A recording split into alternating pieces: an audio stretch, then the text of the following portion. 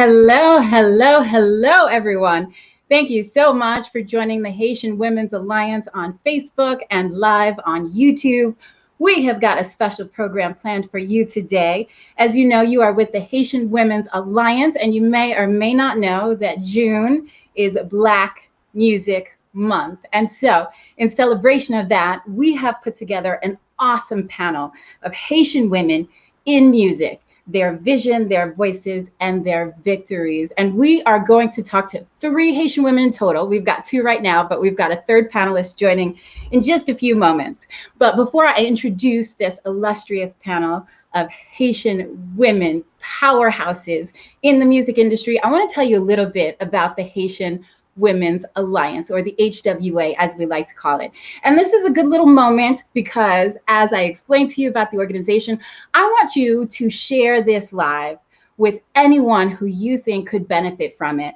Because at the Haitian Women's Alliance, we're all about giving tips and tricks and pearls of wisdom to Haitian women to help them advance themselves and their careers. So if you know anyone who is interested in the Haitian music industry or the music industry, the Haitian music industry too, but tell them to join this live, share it with them, tag them in the comments, call them, text them, WhatsApp them, do what you got to do, because I always say, upaka pala. That means you cannot not be here. So we are going to give you so much pearls of wisdom and information. So please take this time to share this live with anyone who you think might be interested. So we are the Haitian Women's Alliance. So we started back in 2018. We are a pioneering group of Haitian women who felt the need to form a professional women's organization in order to share ideas, resources, and networking opportunities within the Haitian community. So we banded together to form the Haitian Women's Alliance.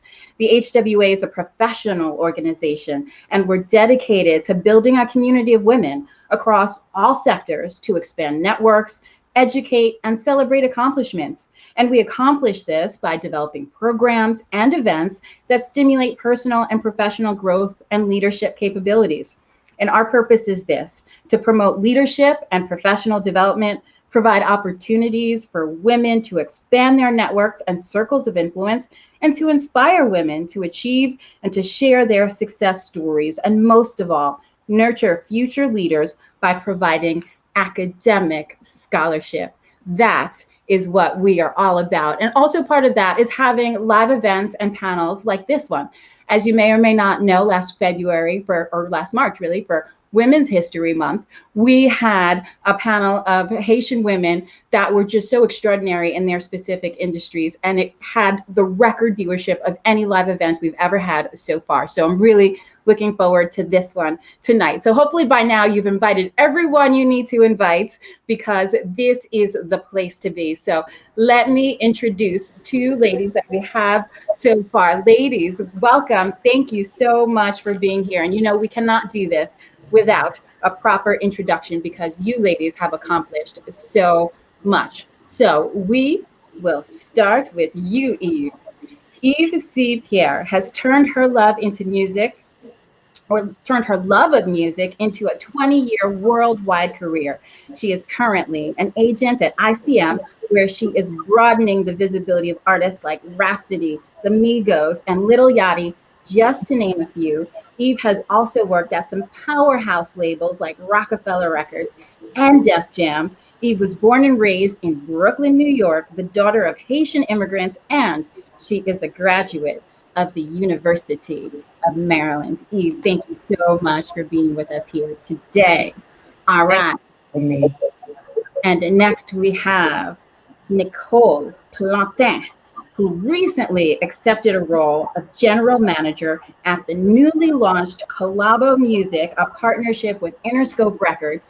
And prior to that, she was the head of A&R at Rostrum Records, an independent label known for launching the careers of Wiz Khalifa and Mac Miller. As a multi-dimensional executive with a flair for tastemaking and a career that spans 20 years, Nicole has also worked at Elektra Records, Arista Records, and BMI, just to name a few. Nicole is also the creator and host of a podcast called Sir Talks, Sir as in sister, highlighting creative women who are driving culture and setting trends. Nicole, welcome. Thank you so much for joining us. Hi, thank you for having me.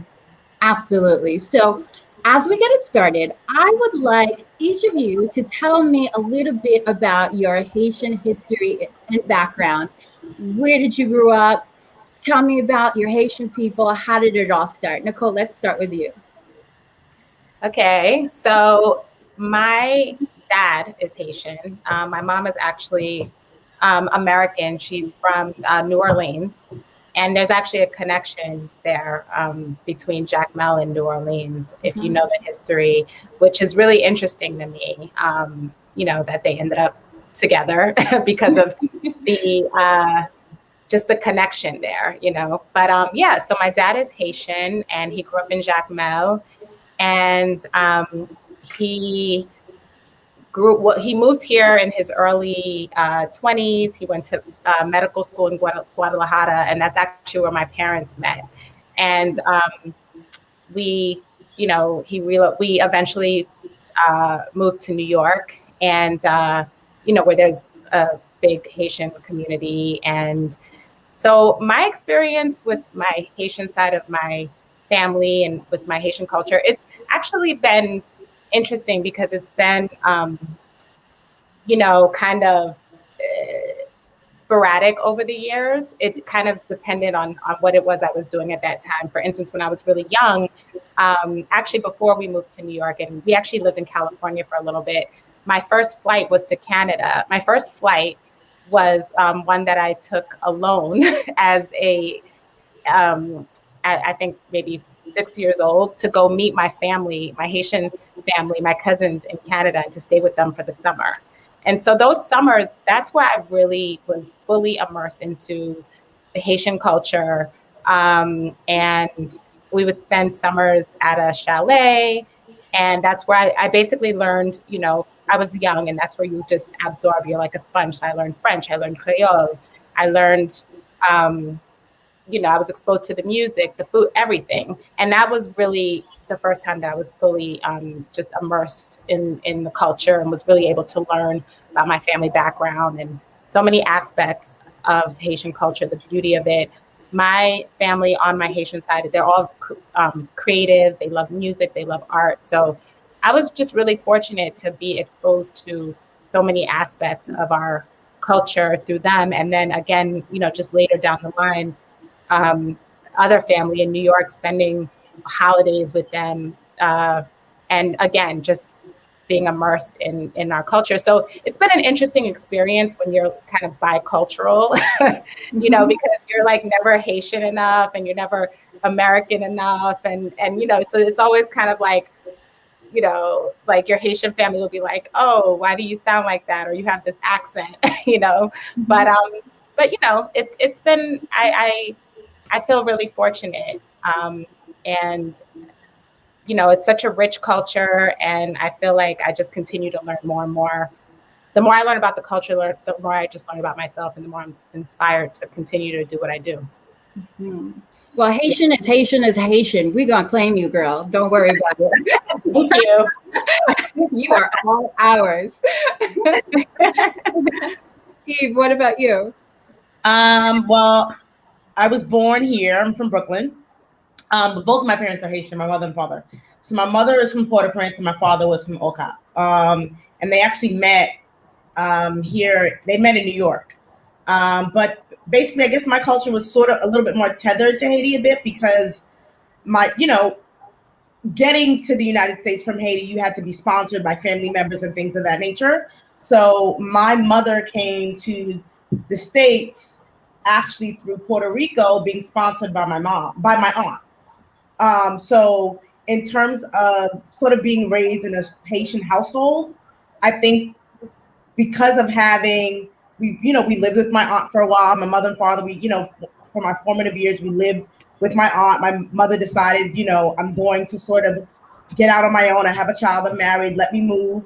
So we moved to Flatbush in Brooklyn, like when I was around 3rd or 4th grade, but sort of having to, like Nicole said, sort of, you're not American enough, you're not Haitian enough, I guess my sort of thing I had to figure out was going to school with all these sort of other children and then coming into my household, crossing that threshold and sort of being, there were just certain things you didn't do, you couldn't do. It was just like a whole sort of the buck stopped there. You were now transplanted into Haitian culture, full force, the strictness of it all, and sort of having to sort of leave all of what you learned at school or just all of those interactions, and being this subservient sort of child, and what your parents said goes, and that, that was it, and sort of being raised sort of in that dynamic that your books were it,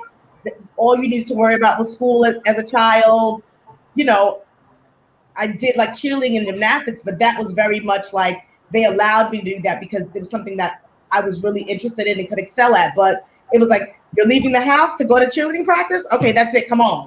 Or you're going to do a sport? That's it.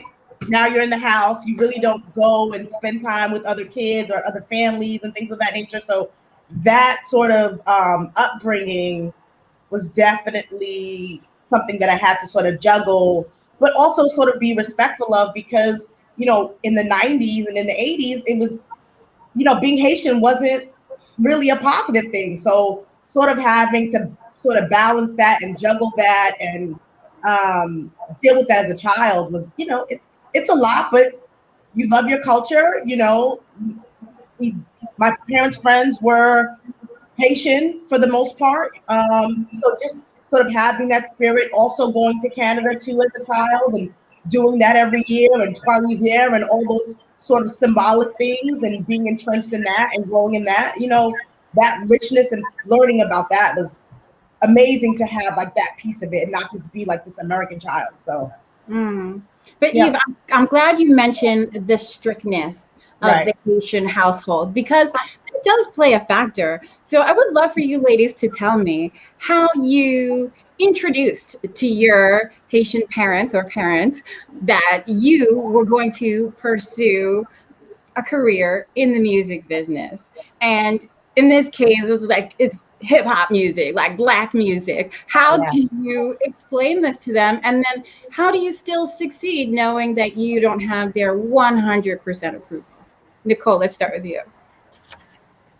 So I think it took me some time to decide, to understand what the options were career-wise, just to begin with. Initially, you just know that you're interested in music, you love music, you gravitate to it. You don't know that there's career options necessarily. But once I started to explore, and that really happened when I was in college, you start to see that there's actual careers that you can have in the music, that there is a music industry, and that there's career options there. I think what I did what a lot of, I think, children, first generation kids do. I tried to find a way to somewhat, I wanted to make my parents happy and find something that felt stable. And obviously, as we know, it's like you're either a doctor, lawyer, engineer, something. I always say it's like one word. They don't need to explain it.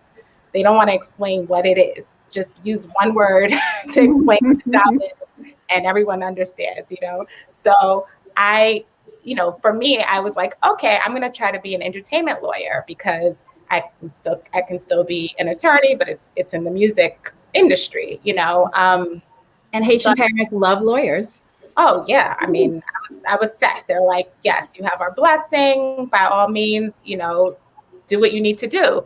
But as I was very much on that track. By the way, I studied political science in school. I went to NYU, and then even after my first year, I worked at an entertainment law firm. But I had also started interning while I was in college. I started interning at a label, and that's when I interned at Elektra, because I just thought, well, let me just see what's out there. I went to career services. Let me just see what this is like. I saw, opportunities, listings to work at a label. And I'm like, I just thought, well, I have nothing to lose. Let me see what this is about. And I applied, and I first worked at a really small label. And then I eventually worked at Elektra, and my eyes were open. I was in the A&R administration department. And that's kind of like the heart of where all the recording happens. You're managing recording budgets.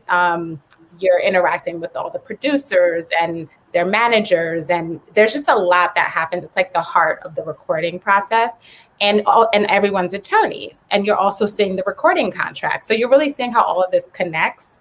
And so, I'm just starting to have a better understanding, and then also A&Rs of all the different people involved in this process. And so I'm working at the law firm. I'm miserable. I'm just like, and I'm also studying for the LSAT at the same time. Oh, wow.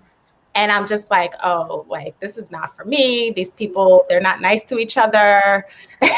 They don't seem happy. And I just like, I thought, and the more I learned about, what the roles were, and we were interacting with the managers and the A&Rs at the firm, I started to have an understanding of what they did. And I was like, I think I want to be more involved in that, because the reality is, when I was younger, I was one of those people who read all the liner notes. I'm reading who are all the credits, who are the producers, who are the writers, who's the A&R, and so now I'm interacting with them, and now I'm understanding what the jobs involve. So that's when I started to veer more towards A&R. And my dad definitely wasn't supportive. He's like, well, so when are you going to grad school? I got that question for a good decade. Okay. I was going to work, making, a living, doing pretty well for myself. But it wasn't a real thing. It's like, okay, so when are you going to grad school? And, but, I think eventually, once I was working with Pharrell at that time. And once he got a better understanding, like, yeah, you see that song, that's my boss. That song, that's my boss. He started to get a better understanding. And then, of course, at that point, he's like, he's proud. But the irony is that I grew up in a creative household. My dad loves music. He plays the piano, and he's on the keys. All like, you can go there right now. He might be playing the piano. My mom is a creative, so I just always find it to be so ironic that we grew up exposed to all of this art and creativity, but yet they didn't expect myself and my sister to pursue careers as in creative spaces. So, but yeah, that's just what it takes. I think it just tests how much you really want it. And that's what it was. And I clearly really wanted it. And I just kept pushing forward with or without their support. I just figured at some point it'll make sense and they'll get it.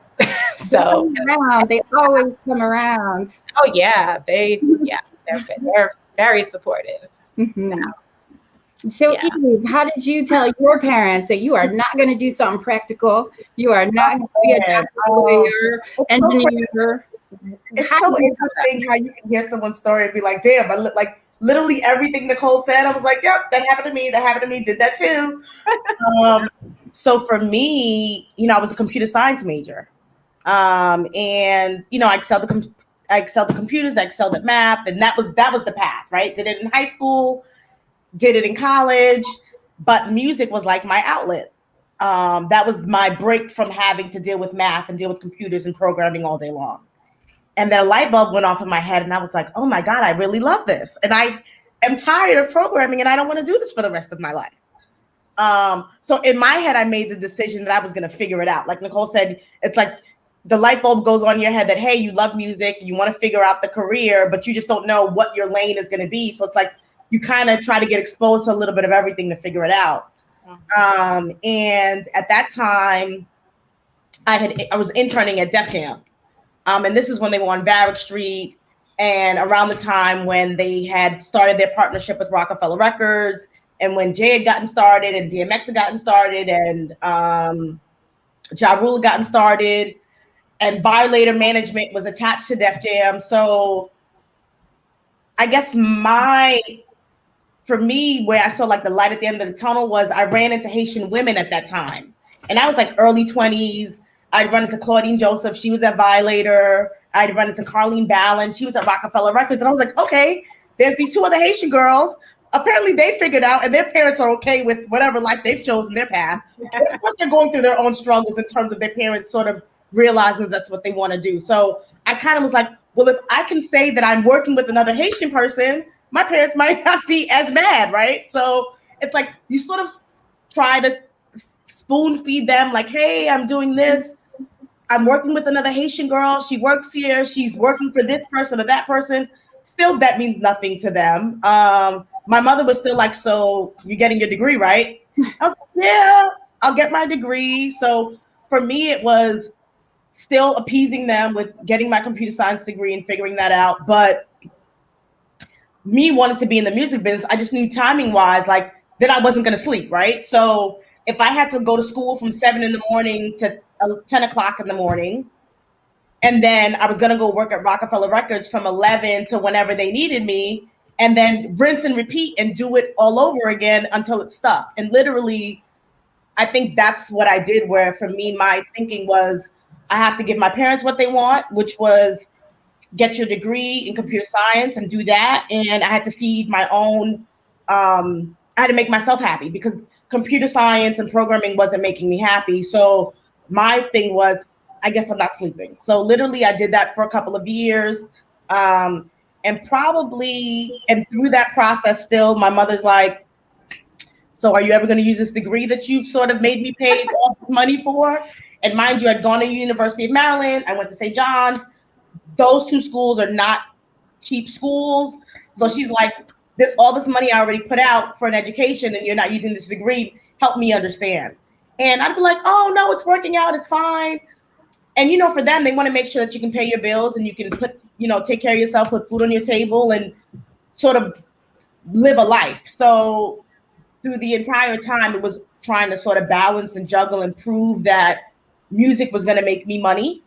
And probably my mother sort of dawned on her, and I'd been in the business probably 10 years, 15 years before she connected two and two together. After I left Def Jam, I'd been at Def Jam for 5 years. I started working with Neo, and this is when he had first gotten signed to Def Jam. And I worked with him for 2 years. So I'm no longer working for Neo at this point, right? And my mother sees something with Neo on the TV. I think he'd won a Grammy or something. And she goes, oh, is that who you used to work for? And I'm just like, the light bulb just clicked right now. I said, oh, okay. So this is like 7, 8 years in. And she only had a name association for Neo winning an award. And she was like, okay. Still not buying the music business angle. And it was, I think when I got to ICM, I will be completely honest, and this is what I've been at ICM for 9 years now. So worked at Rockefeller for 2 years, worked at Def Jam for 5. I worked with Neo. I worked with The Dream, going through all these people. I'm now at ICM in 2012. And in 2016, I'm promoted to agent. It's either that year or the following year that I get the honor of being a Billboard Women in Music. Mm. And I invite my mom to the awards dinner. And that is when it went off in my mother's head, like, oh, okay, this means something. Wow. But my mother, literally in true Haitian mother form, we're at the table and my boss goes, aren't you so proud of your daughter? Like, she's this Billboard Women in Music. I forgot who was being honored. Everyone, it's like they get the table and everything. She goes, yeah, but she just works so many long hours and she works so hard. And I'm looking at my mother like, thank you. So like, she got it along the way, but I think sort of getting that accolade at that moment sort of put really in her head that, no, my child was not going to go back and do computer science, and the music business had sort of worked out for her. So it took a bit, because my mother was a medical professional. She went to pharmacy school in Haiti. She came here and sort of did that. My father was an accountant. So for them, none of it really, all of it seemed like playtime for them, probably until that moment where you get these accolades and all these other things and you're being celebrated. And then for them, they go, okay, fine. But that wasn't that long ago, though. Yeah, but when you think about when I started to now, this was what, 5 years ago? If it's 2021, I'm talking All about those years. Yeah. So 15 years into your career was when the light bulb went on. Yes, I got into ICM, and 5 years ago, my mother was like, "Oh, okay, fine. Wow. I'll leave you alone about using your computer science degree." Wow. Well, you survived it and have the story to tell. But I'm sure what everybody out there listening wants to know is how you ladies did it, because I cannot overstate how epic and successful you ladies are. I mean, you are at the top of your industry, like the elite. You work with international megastars. So it's like you are there, and other women aspire to be just like you. So, Nicole, what would you tell a young woman who aspires to be in your shoes? What should they do? How should they start? Who should they call? Come on, how do we do it? Yeah, I mean, I think that I think what was interesting about both of our stories is that for us, this was about, we knew we had to figure out how to make a career out of what we love. And so we were very serious in our approach, in how we approached it. And so I know when I first started, and actually I should mention the first person who hired me, speaking of being exposed to other Haitian women, the first person who hired me was a Haitian woman named Yanli Artie, who was, she was the VP of A&R admin at Electra at the time. So I had no idea how fortunate I was at the time for that to be the first experience I had in the industry, that I was working with and reporting to a Black woman and a Haitian woman at that, at a label that was ran by a Black woman, Sylvia Rohn at the time. But I worked really hard. It wasn't an internship to me. It was work. I might as well have been receiving a salary. And I think that, first and foremost, approach it as such. There's a lot of, kind of fun aspects of our business or what appears to be fun aspects of our business, but it's business, and always remember that. And that's something, sometimes people have to be reminded of, to stay focused on the fact that you're here to work, not to just be a part of what looks fun, the entertainment aspect of it. And in our business, your reputation goes a really long way. And the way that I was able to move forward was that Yanli was able to vouch for me. Because I had done a good job working for her, she felt comfortable introducing me to Pharrell and to the Neptunes manager at the time, Rob Walker, which is how I got that job, working with the Neptunes and with their management company and their label. And so I would say, your work, making sure that you that you have integrity, that you have a certain standard and a certain bar for the work that you do, take pride in it, be willing to listen, and just soak up, because so much of what we do in this business, there's no like blueprint. There's not it's not the type of, a lot of it you have to learn on the job.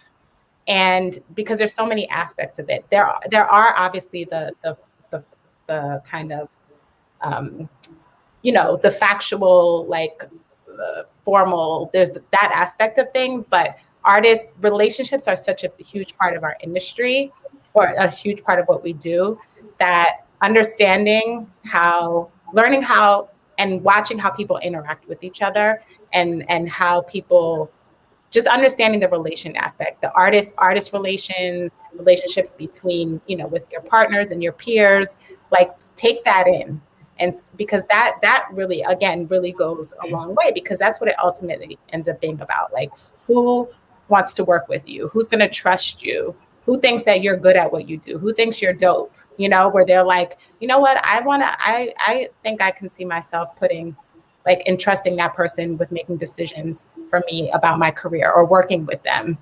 And so all of that really matters. So I think that feels like kind of like general advice. But I think like being a woman in this industry is really difficult. It's male dominated, as we know. It's such a boys club.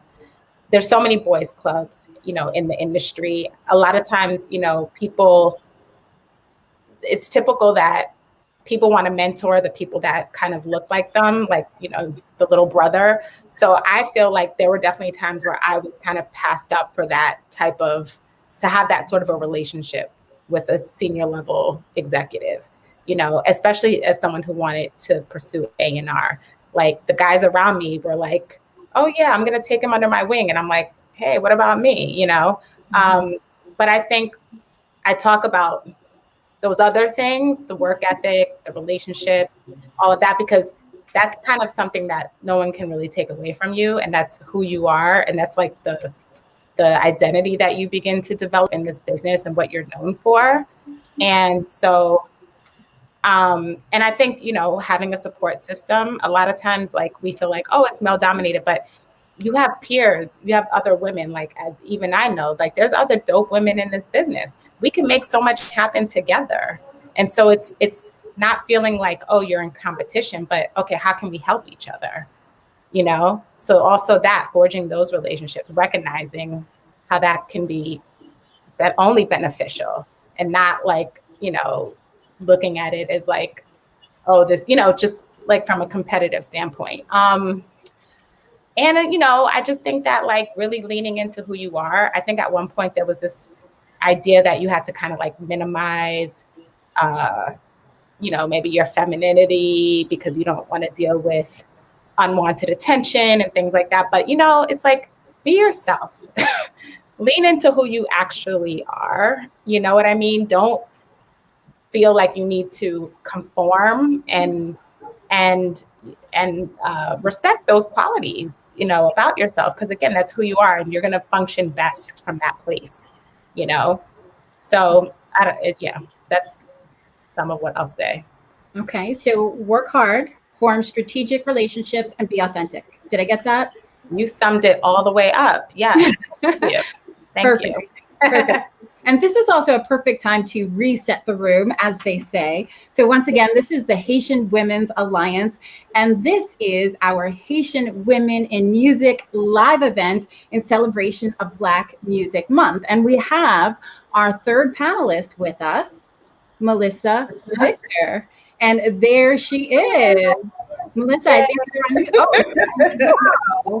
and hi guys. Thank you so much for joining us. You are super high powered and super busy, so I'm glad you were able to join. But I just want to give you a proper introduction now that you're here. I hope you don't mind. Of course not. I'm sorry again, guys, for being so late. I was running back from the shoot.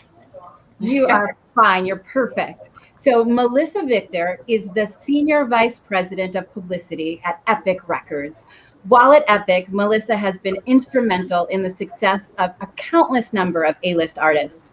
Prior to that, she was at Universal Music, where she was the VP of Media and Artist Relations at the former Island Def Jam Music Group. Melissa has also held pivotal positions at Interscope Records, Arista Records, Sony Music, and Virgin Records, where she created campaigns on behalf of Lenny Kravitz, Josh Stone, Big Boy, Outkast, and Janet Jackson, just to name a few. It's also worth mentioning that Melissa is a graduate of Spelman College in Atlanta, where she majored in political science and minored in English literature. Melissa, welcome. Thank you so much for joining us. And just before you came on, we were just talking about advice, tips and tricks that we can tell young women who aspire to do what you do. So while you think about that answer, let's go to Eve so she can give us her answer and what she believes is the key to success in the music industry. Listen, I agree with everything Nicole said. Like, in terms of sort of forging your way in this business, you have to actually treat it as a business and actually commit to it, right? At the end of the day, you have to really love what you're doing, because the accolades and the money and the income is never necessarily going to equate to the time that you put in. So you really honestly have to love this business to really sort of flourish. I will say I'm going to double down on the relationships part of it. For me, the support of others, especially the support of others when I wasn't in the room, probably helped me along this business more so than anything else, right?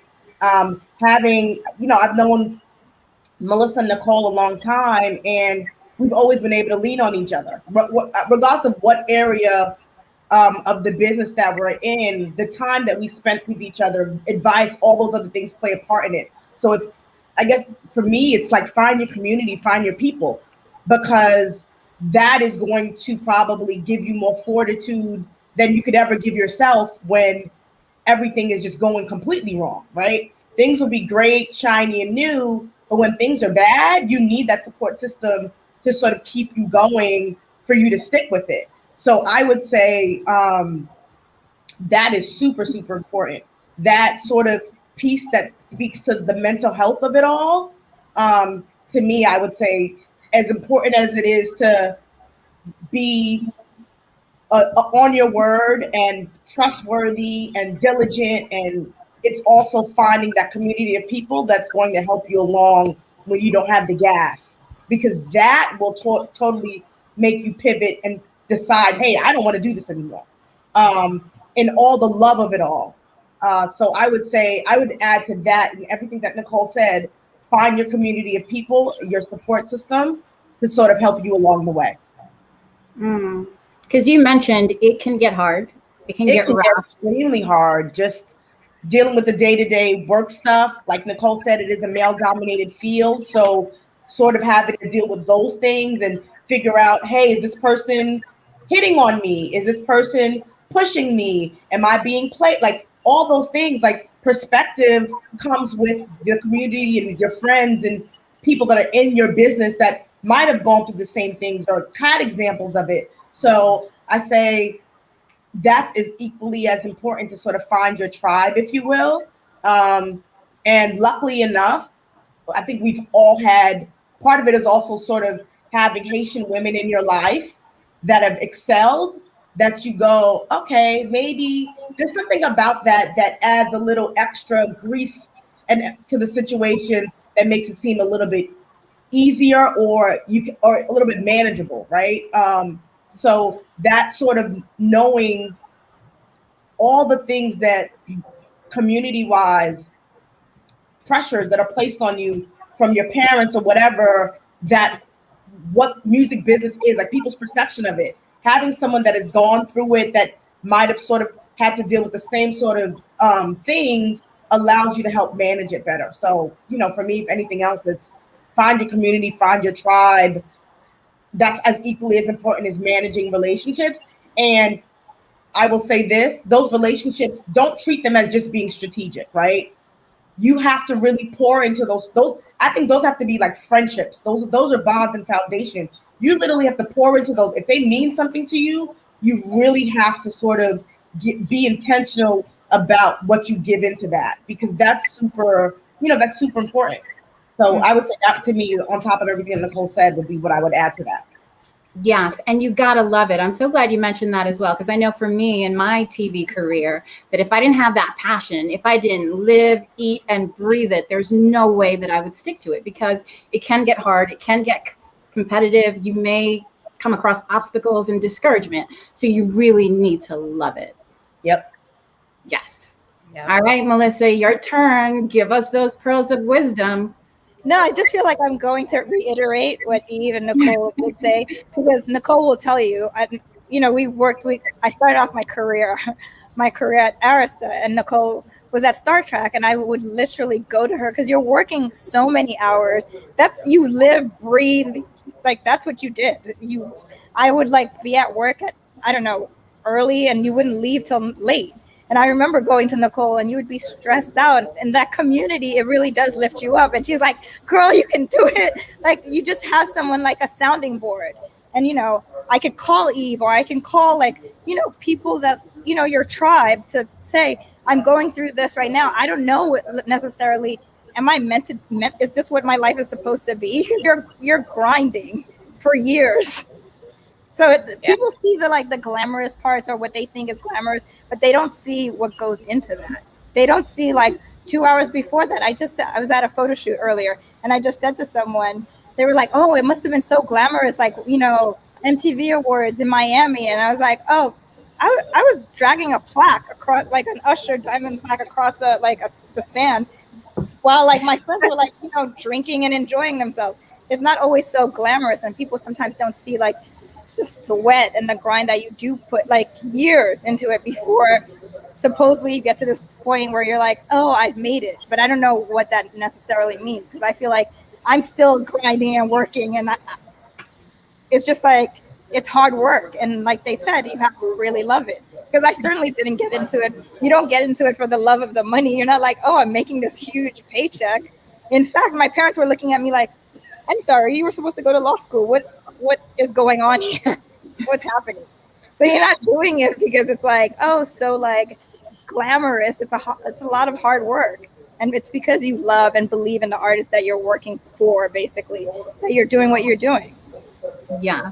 And like you said, you are grinding 4 years while your friends are drunk texting you at happy hour. Yeah.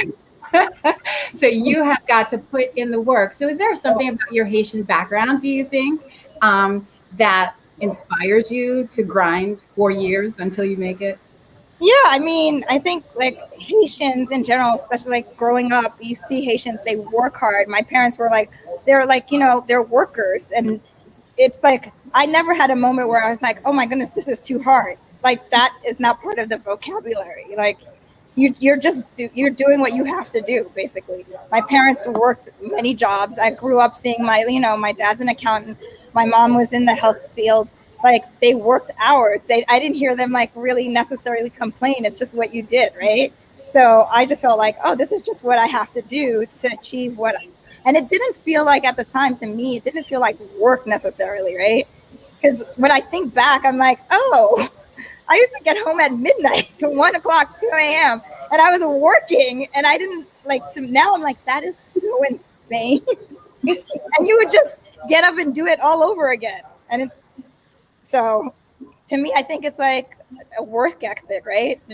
And Haitians have a work ethic, I have to say. Mm-hmm. That's what I've experienced. I don't want to speak for all Haitians, but I'm saying as a people, I feel like we're hardworking. Yes. So Nicole, can you pinpoint anything in your Haitian background that helps you to succeed and excel? Yeah, I mean, I think I definitely echo what Melissa said. I mean, same thing. I saw both, again, my dad's Haitian, my mom's American, but they're both, were hardworking. My dad, worked long hours. And that's just what I knew. My family members, same thing. Everyone just did what they needed to do.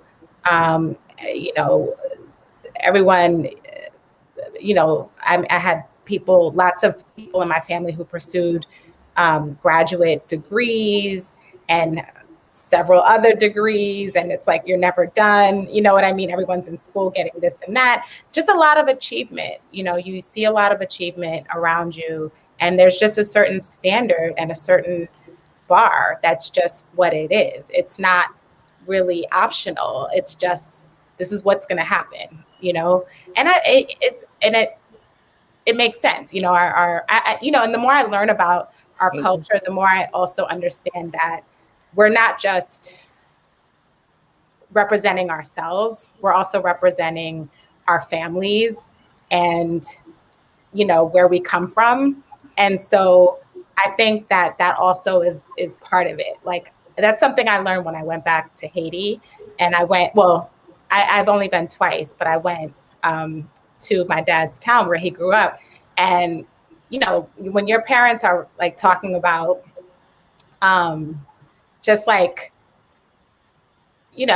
how you're representing the family and you shouldn't do this and that, and you're just kind of okay, Dad, you know what I mean? We're in America, what are you talking about? These people, it's just, this is not how we live here. But I got it when I went there, because I realized, you mentioned his name to anyone in that town and they all knew who he was, and they all knew the family, and there was an accountability where everyone is connected in some form or fashion. So you're not just kind of out there on your own. There's like a support system, there's accountability, there's an awareness of other people's family members and kids and this and that, and what they're doing and what they need. And, you know, so I just think that it all kind of plays a part, that I think there's like this pride, you know, that is just instilled in you. You have this work ethic, but you also just feel like you represent more than just yourself. You know what I mean? Alone. You represent like your culture, you know, and your community. So I think that also kind of plays into it. Unconsciously, I think, but I think it became more conscious later.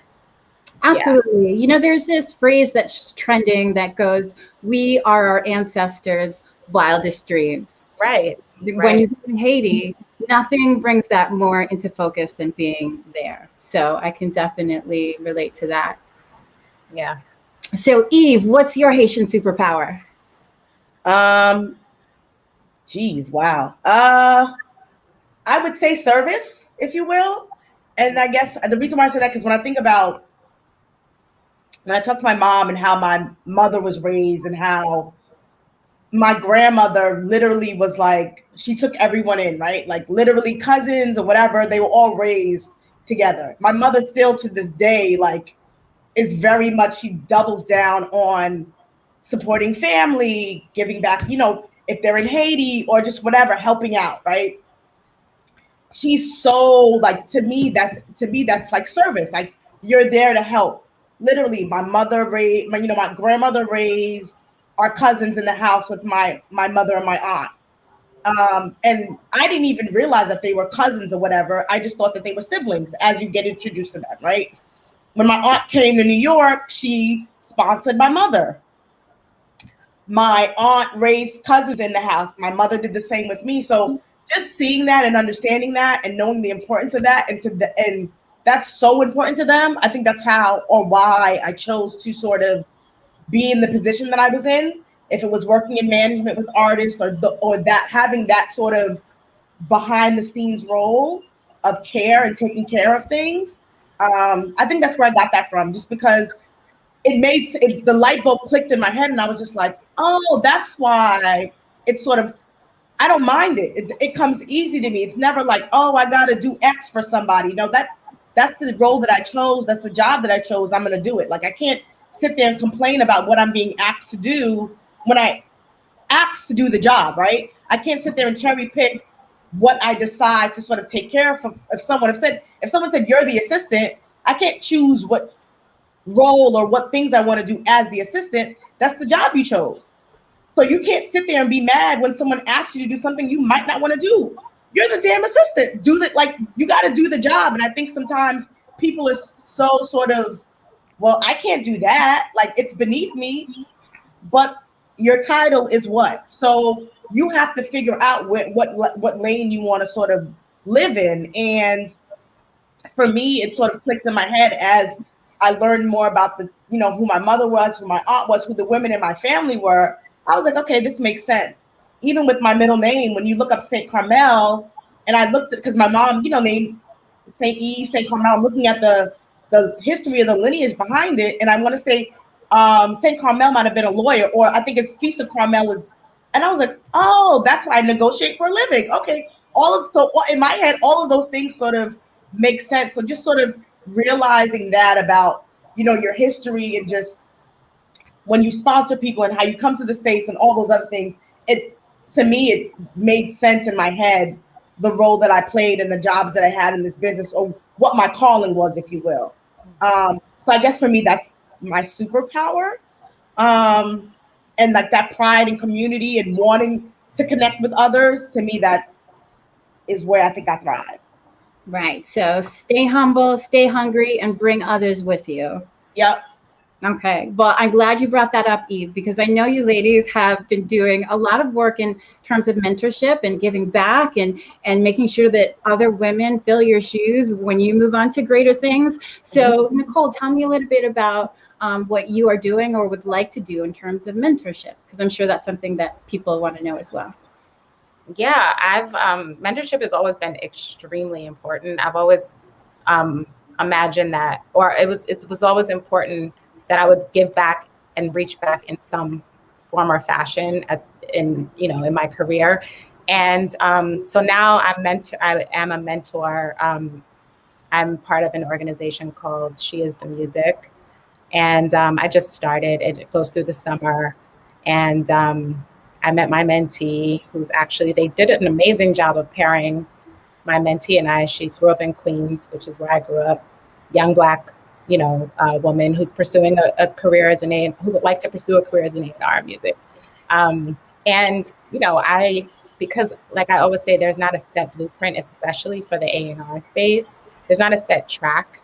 It's so important to have someone there who can help guide you, who you can run things by, who can get guidance and insight from. And, we all are going to make mistakes, but if you can have someone in your life who can help you navigate and make less mistakes, or some of what, help you avoid maybe doing certain things that, you might as well. And that's how you're going to learn, and you're going to learn from other people and their journeys. So I would hope that my journey can help somebody else's journey. So, and then another mentorship organization is, we're all in this. Next Gem. Oh, Pivot Forward, Next Generation.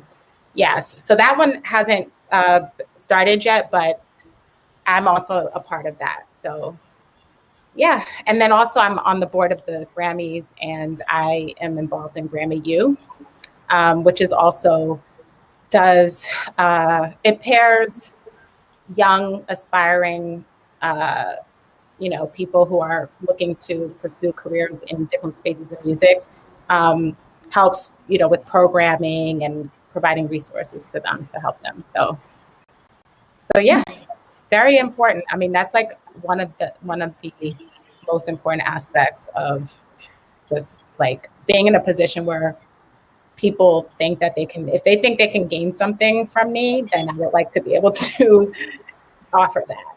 So yeah. Absolutely. That's a beautiful thing. Thanks, Nicole. What about you, Melissa? Can you guys hear me? Sorry. Yeah. I would say mentorship is super important for me. I think the reason I was able to get where I am is because I was mentored. I had amazing mentors, from my first boss, Chris Chambers, who are he's phenomenal. I feel like he kind of broke me down to bring me up, because people are like, wow, he's not an easy person to work with, but I learned so much from him. And he's like, I remember thinking to myself, I want to work with the best of the best, and that's Chris Chambers. And I feel like he laid a blueprint for how PR should be done, and I followed in his footsteps. And for me, like, I've had so many assistants who are now I'm like, oh, I actually probably will end up working for you, who have gone on and are very successful in what they're doing. And I feel like there's so many young women in my life right now, that are not even part of necessarily an organization that I mentor. I mentor through Valiance. It's like more of a LinkedIn for people of color. And I've met so many great younger people that I've been able to mentor and help and introduce, because especially I think to get into entertainment, it's almost like you need to know someone. And a lot of these kids don't necessarily know someone in entertainment. And if I can help facilitate an introduction, and I meet with them and I feel like they're hungry and they just need a chance, I'm more than happy to do that, because that was done for me. So I feel like you have to it's almost like each one teach one, so I feel like that's part of my duty almost.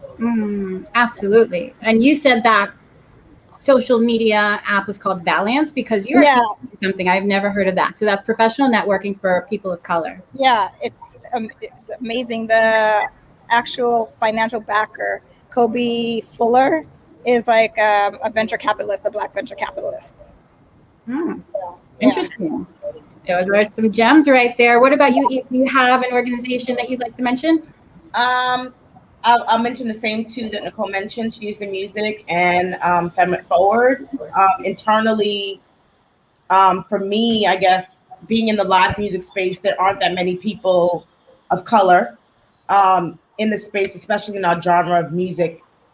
So helping sort of usher the assistants along at my company is super important to me, in addition to the organizations that I work for in terms of mentoring, just because coming from the label side of it and seeing so many people of color, and then coming on the live side, especially the amount of money that's made in live music in terms of performing, whether it's arena shows and touring and things of that nature, branding and all that stuff, the amount of money that's made off of African American artists and our music, there are maybe a handful, maybe 5 to 10, and I'm being generous, of people in that space actively in making that money and making those decisions.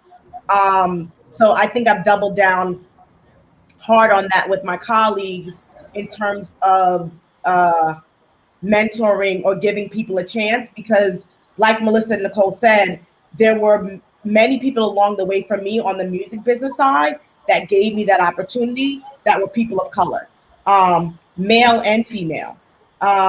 So to sort of have that vast network in that setting and tend to come to the live side and not see that available, I knew that once I was able to sort of be in that position to help affect change, I was going to do that as to the best of my ability, and not only to myself, but to make sure that the heads of the people at my company know that it should be an important initiative for the company as a whole. So not only for me and the decisions that I make, but for the decisions that they make, that we have to be held to a certain standard. Yes, absolutely. We absolutely do. Those are some amazing pearls of wisdom, ladies. And I want to remind the viewers that we are not done yet. We are going to have a live discussion as well with the viewers' input. So this is the time to put in your questions, your comments into the live chat, and we will certainly address them because we've got all the ladies right here. So as people type in their questions, I just want to show you ladies some of the comments that we're getting so far. Eve Salomon, she's actually a board member of the Haitian Women's Alliance. She says, impressive. Ari Davies, this is great, ladies. Genevieve Michelle Bryan, also one of the board members of HWA. I love this. I can so relate. Crown Jewels 25 says, doctor, nurse, engineer, ippy, that's it. It's so true. That's what the Haitians say. But we know how to prove them wrong and allow them to see that we can succeed in any industry we desire. Yeah. Okay, let's see. We've got another one here. Katia Duchesne says, bravo, yes. Hashtag proud to be Haitian. I like that. I'm going to use that hashtag. Facts. There is no preset formula like in other fields. Philippe Charles.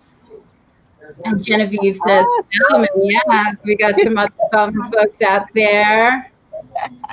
Sony Music Group and wow, says Philippe Charles. Spelman's back. Let's see what else we got here. Carolina Yim says, my girls. That's our girl. Yeah. Mildred Atenor, she is also a board member at HWA, says Haitians overall have a very strong work ethic. So true. And you'll be surprised how many Haitians are behind a lot of careers in this music business. It's definitely like when you think about like your favorite artist, there's like someone that's very integral to that process. So yeah. Mm-hmm. Yes. And Crown Jewels again says, next Gem Femme. I applied, waiting to be matched fully. Yes, we love to see the professional networking happening. Let's see. Genevieve says, Melissa, please repeat the name of the professional site owned by Kobe Fuller. Valiance. I'll type it in the chat. Can I type it into the chat? The viewers won't see it that way. So yeah, it's Valiance. VALENCE. Okay, so you guys got that. Actually, if someone can put it in the comments, that would be great. I'm sure one of the HWA women would be happy to do that. Wow, so many people watching and all these comments and questions. We've got some more coming in. If I'm looking off to the side, I am just looking at the questions, so don't worry. I'm still with you. Oh, Genevieve says thanks. Awesome. I have got a question for you ladies in the meantime, as we wait for some more questions and comments to come through. So the Haitian music industry, since you ladies are so well accomplished in mainstream music, have you ever thought about doing something in Haitian music or in some way bringing Haitian culture into what you do now? Melissa, let's start with you. Actually, I've never thought about it, but I always find like Haitian artists and I'll send it to my brother and I'll be like, isn't this great? Like, how do we, because I love Haitian music and I'll listen to it around the house and I'll like ask my little cousins, like one of my cousins, Gerald, I'm always like, who's like the like happening, I sound so old, who's the happening like Haitian artist right now? Because I love compa and I just like love Haitian music and I just think, I don't know. And when you introduce Haitian music to other people, they're like, it's so good. But I feel like that's a conversation to be had, especially with these two ladies, A&R and like, I feel like we should get into this business. I know. Exactly. And I love that all you ladies know each other and that you can relate and you have a rapport. This is amazing. Yeah. No, I mean, there's such a huge output of art from Haiti, first of all, in general, all forms, all mediums. But, you know, music, we all grew up listening to, it was a part of our households. Like Haitian music is, you hear it in your house, events, we all knew like the same artists, the same songs, we're all gonna like probably respond the same way too growing up, you know? And yeah, I mean, I think, well, you know, I mean, we know how there's just been so much kind of instability in Haiti that I think it's challenging to really kind of get a handle of, you know, these industries and how to really like, just, you know, how to bring some structure, I guess, to these industries, you know? I mean, there's tons of musicians and, you know, like I said, my dad is a music lover and I have a lot of musicians in my family and some who are professional musicians who are, you know, this is how they make a living and they've made a name for themselves. And, but I don't know if I necessarily feel that there's a real industry there, you know? I don't know. I mean, it's wide open. I don't know. But I actually feel like that's a conversation we should have. Like maybe that's something we tap into. Because I'm always like, oh, this artist is Haitian. Like, check them out. I should probably send it to Nicole, but I'll send it to my brother. I'll be like, oh my God, did you know this artist is Haitian? And he's like, okay. Yeah, I mean, there's so much coming out of there. Always, you know. I would think on the live side, I think it's just like sort of the infusion into mainstream culture, right? When you think about take a look at Afrobeats right now. It's in its sort of hey period where the music is being interwoven into mainstream American culture. When you look at the collabs and things of that nature, but I think that has to do with companies wanting to be in Africa and tap into that culture and make money from there. So there has to be some sort of passing of information, right? Or passing of culture or currency or whatever. And like Nicole said, I think because of the instability to Haiti, there is no passing of anything, right? They can take, but there's nothing, no one's necessarily concerned about giving back or giving back in a real meaningful way. I think where the Haitian people are. So I think you see these, when you hear Lil Wayne going to Haiti, and not to talk about Lil Wayne, but when you think about like the larger American artists that go to Haiti, that do those New Year's Eve concerts or those holiday concerts, it's like hit it and quit it. You're in one and then they're out. And when you think about what they're charging, monetarily wise, what the artist is making, what their ticket wise that they're charging, it's not necessarily a fair system, right? Because who's coming to these concerts? Who can afford those tickets? It's a very niche part of the community and the culture that get to experience those things. So until we get to a situation, I think honestly, if we're going to be completely honest, where the people that are coming into Haiti respect the Haitian people and the culture, and what's going on there on the ground, there is never going to be a real sort of honest respect of the Haitian music, and the culture outside of the people, right? When I think about the Haitian music that I listen to, Sweet Mickey, T-Vice, but I'm listening to my parents' music, right? There's not necessarily an affinity for some are probably maybe more of the hip hop version of what they're adopting the American culture, what's going on here. They're adopting that. I can't name, those artists. So the Haitian music that I love is old school compa, right? The vinyl that I have in my house are records that I've received from my mom and my dad. So I think that it's about, for it to really live here in a mainstream way, there has to be a respect of the island. And unfortunately, mainstream America doesn't respect Haiti. We're still trying to figure out that diasporic connection.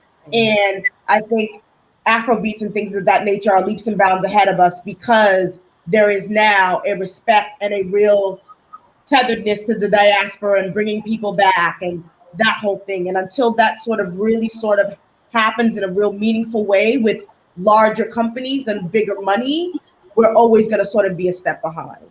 I mean, I think you really made a good point in terms of Eve. I think trying to, if there's going to be a way, I do think that trying to find a way to fuse Haitian music with, sounds with just other genres in a way that, still feels authentic, that still feels Haitian, but, some sort of evolution of the Haitian sound. And I think Michael Brun, the DJ, he released a project recently that kind of had like or I should say Brun, I'm not really sure, Michael Brun. Yes, I mean, he did that. It's kind of a dance fusion. He has features of, I think he has, oh my God, this is going to kill me, but some Afrobeat artists on there and some European DJs. And it still feels like he did an incredible job. I think he's kind of a really good example of someone who was able to kind of bring the Haitian sound to a broader audience. And I think if there's going to be a way to do that, I mean, as far as I'm concerned, Wyclef did that. That's what I was just about to say. Yeah. So I think that's how old, right? When you think about totally. But he was not to call him old, but when you think about the pride of where we are now with our culture and the younger generation, that sort of tetheredness may or may not necessarily be there in its form. Yeah, and he did that early. He was ahead of his time, but Michael Brun is now, and he really did a great job of it. And I think maybe there's some other people like him, but I think what you said about, that's what it is. How do we make Haitian appealing to a broader audience? Yeah. I think that's kind of where it would be the starting, will kind of be like the area of focus. Yeah, and you are reading the viewers' minds, because we actually just got a question that says, why do you think Haitian music has a hard time transitioning into mainstream music? Latin music and Afro-wave or Afrobeats have crossed over. Why not Haitian music? And Eve, you addressed that a bit, but what do we need to take it all the way there? I really honestly do believe it's a respect of the culture, mainstream wise. Like, if you think about what's going on in Nigeria, what's going on in Ghana, and how, whether it's Heineken or Pepsi, those brands are literally going into those countries and spending money to sort of really tap in to that market. And for us, everyone came into Haiti and took everything. When you think about all the resources that we used to have, whether it was rice, sugarcane, all those other things that we grew there, that we exported, that no longer exists. Like, the fruits of our labor are not so. In terms of an economy or whatever, I don't think it's as important to mainstream people or mainstream culture to really tap into Haiti outside of the people that are from there, because there's really no monetary gain.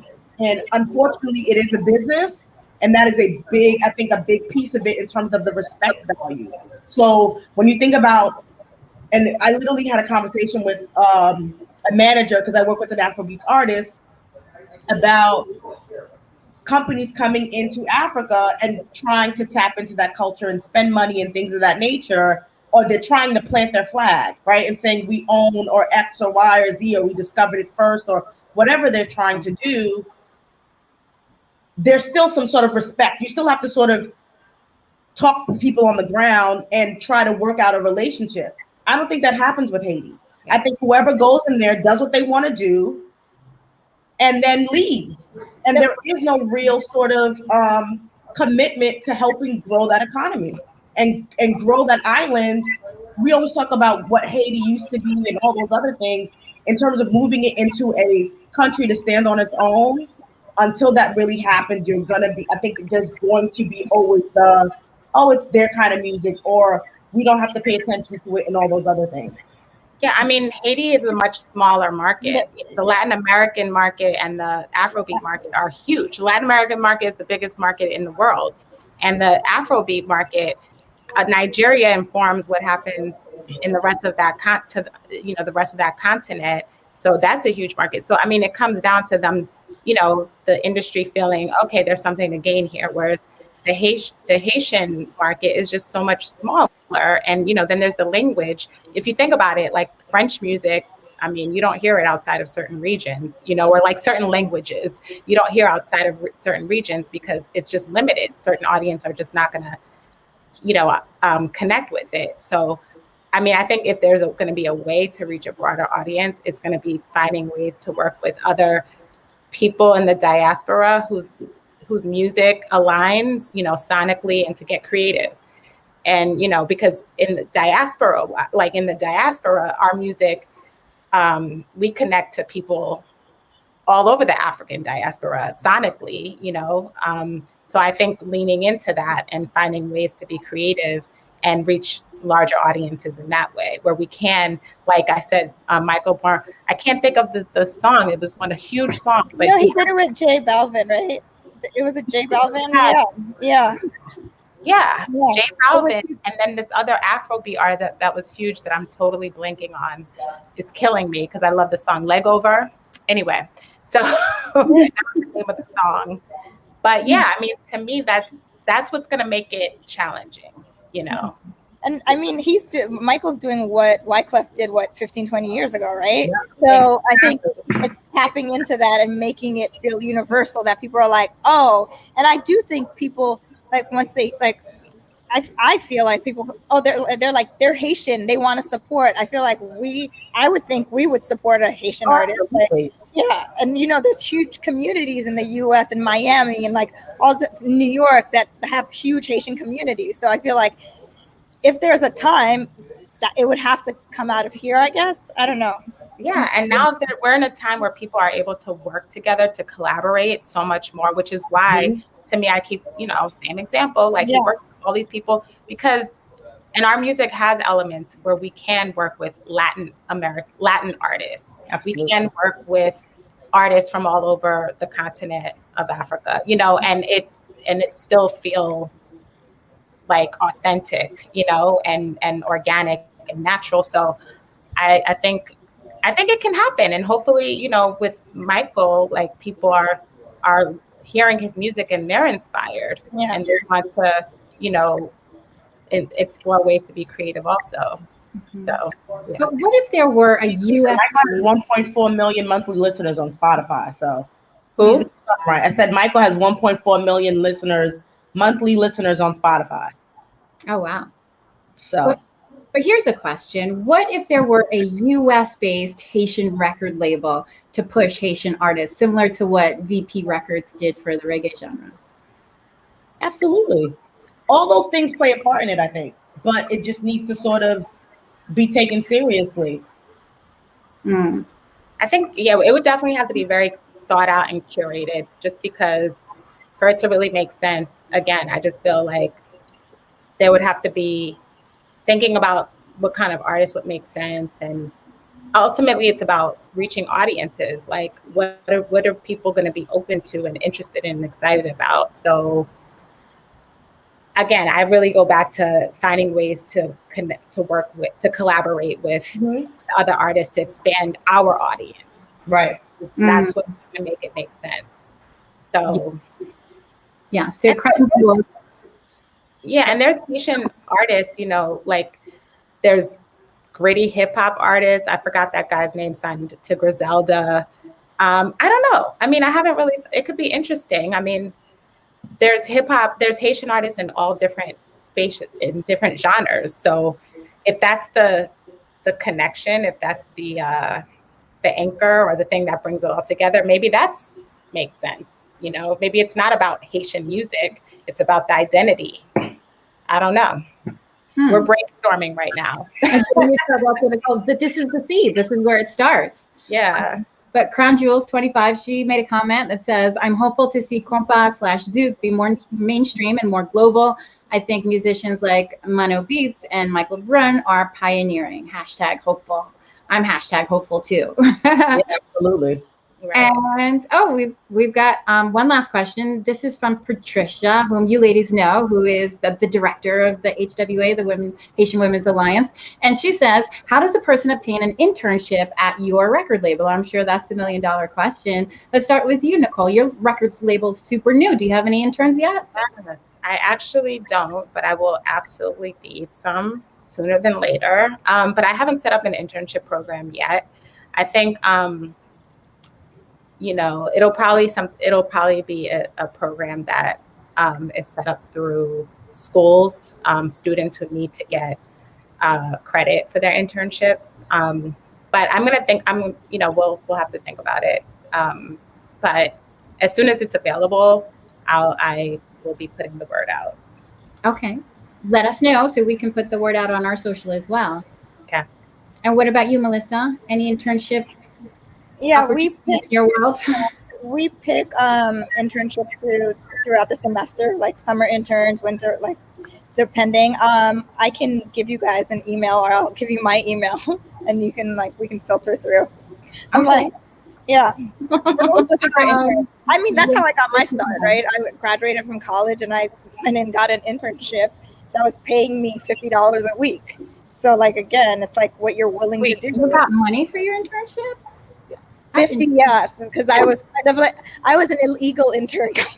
Well, Bad Boy was paying interns at that. I mean, I don't even know if I'm allowed to say that. But they were paying interns stipends of $50 a week. That's pretty good. I paid internship. Where did they come up with that number though? Because I think that was across the board. No. Yeah, because it was like.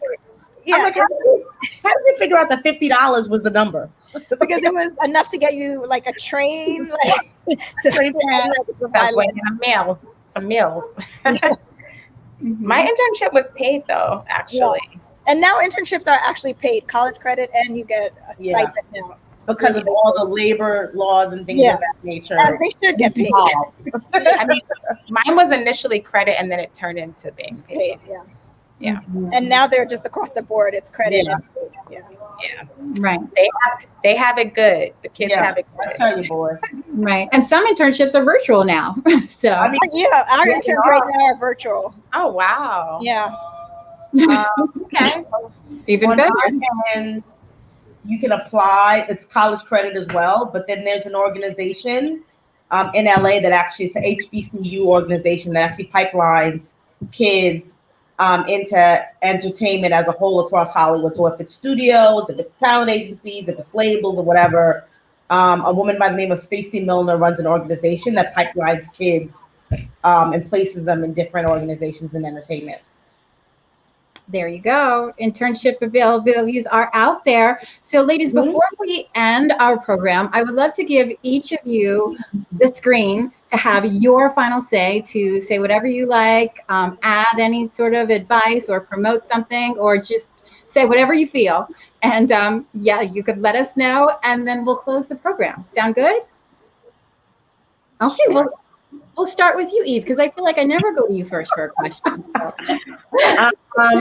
I would like to say thank you for having me along with these two women, Nicole and Melissa.